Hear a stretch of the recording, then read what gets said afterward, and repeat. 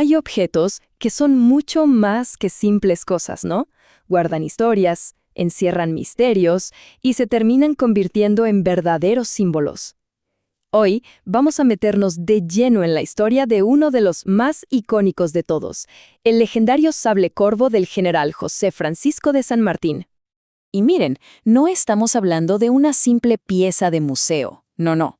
Este sable es el protagonista de nuestra historia. Es un arma que fue testigo de la grandeza de un libertador y que, créanme, guardó un secreto durante casi 200 años. Un secreto que, como vamos a ver, la ciencia moderna por fin nos ha permitido empezar a descubrir. Pero, a ver, para entender el sable, primero hay que entender al hombre, ¿cierto? El general San Martín, el libertador. Es que él y su sable corvo eran uña y carne, inseparables, un atributo que lo definió por completo, tanto en el campo de batalla como en las páginas de la historia.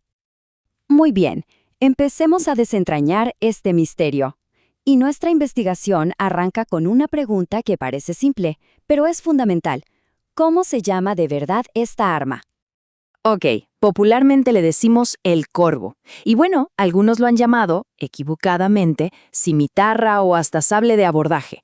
Pero su nombre real, el nombre técnico, es Shamshir. Así, Shamshir. Es un término persa que la verdad captura su esencia de una forma increíble, letal y elegante a la vez. Curvado como las garras de un tigre. ¿Qué tal? Bueno, ahora vamos a pelar la primera capa de este misterio. Para entender de verdad el poder de esta arma, tenemos que hacer un viaje de siglos atrás, directo al corazón de la metalurgia antigua. Vamos a ver cómo se forjó esta hoja increíble.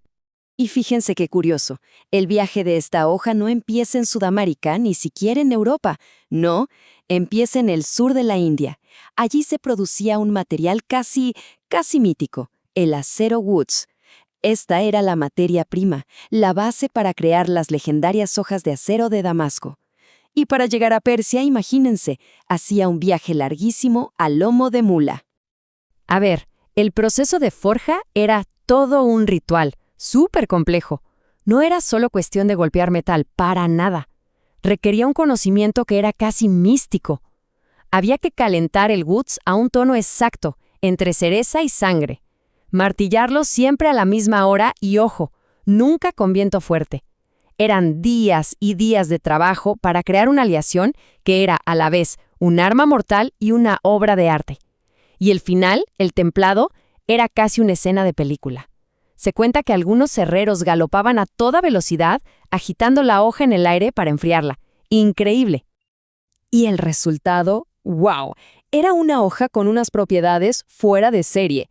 Era tan flexible que podía doblarse 90 grados sin romperse. ¡90 grados!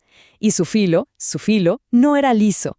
A nivel microscópico era como una sierra. Y esto la hacía, bueno, brutalmente efectiva. Y acá está la clave de todo. Para las cargas de caballería, el Shamshir era el arma perfecta.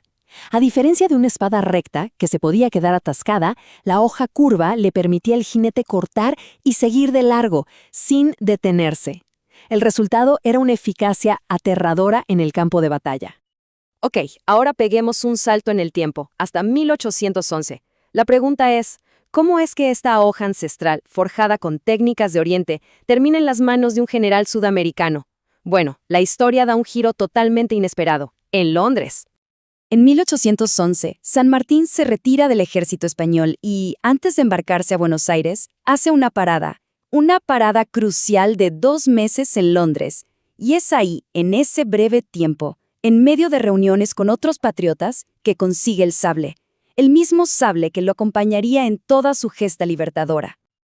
Ahora, la idea de un fabricante de sables en el Londres de esa época puede ser un poco engañosa.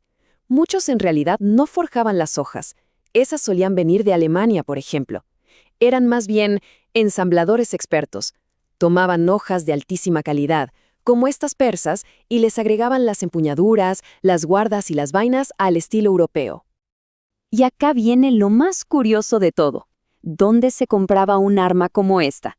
Pues no solo en armerías, ¿no? En el Londres de la época se podían conseguir sables en sastrerías militares y hasta en sombrererías. ¿Se lo imaginan?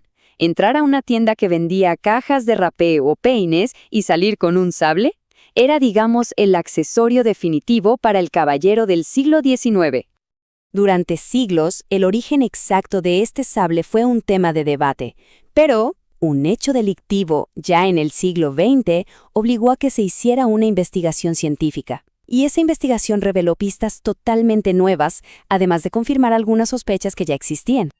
Claro, el sable pasó de ser un arma de guerra a un tesoro nacional custodiado día y noche.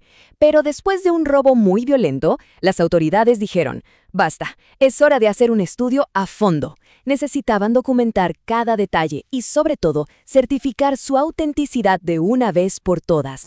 Y esto es importantísimo.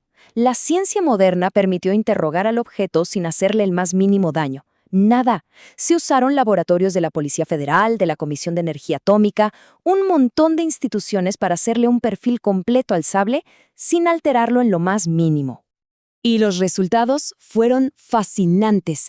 Primero se confirmó. La hoja era de auténtico acero de Damasco, de entre los siglos XVI y XVIII, antiquísima. La madera de la empuñadura era ébano de las Indias Orientales y la de la vaina, haya europea. Esto confirma el ensamblaje en Europa, muy probablemente en Inglaterra. Pero quizá lo más emocionante fue encontrar múltiples marcas, golpes, fisuras, pruebas de que no era un arma ceremonial. No, este sable vio acción, fue un arma de combate. Pero la ciencia no solo da respuestas. A veces crea nuevos misterios. El análisis reveló un enigma nuevo. En un lado de la cruceta, esa pieza de metal que protege la mano, apareció una marquita, una especie de trébol o roseta. Y hasta el día de hoy, nadie ha podido identificar qué es o qué significa.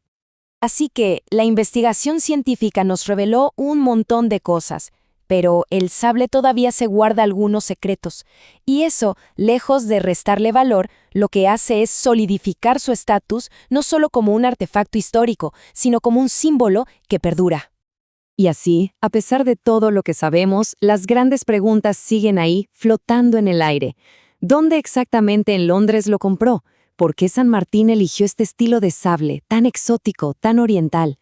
Y claro, el gran enigma de la roseta. Un secreto que el sable todavía no nos ha contado. Al final, toda la historia de esta hoja de acero nos regresa al hombre. Este objeto formidable que fue forjado en la India, ensamblado en Inglaterra y que luchó en Sudamérica, encarna a la perfección el espíritu de su dueño. Un dueño que una vez dijo que su espada solo se desenvainaría contra los enemigos de la independencia. Un arma para la libertad, y su eco resuena hasta el día de hoy.